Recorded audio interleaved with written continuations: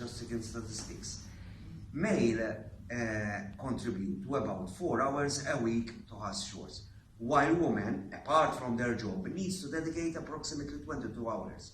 So that's a huge difference of the way we live.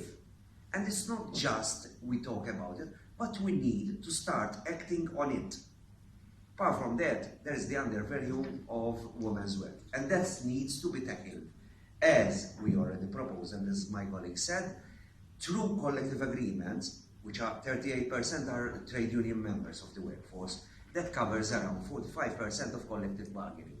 That 45%, there is transparency in their pay. Everyone knows how much a manager, a journalist, a conveyor, a director, a politician, how much they are being paid.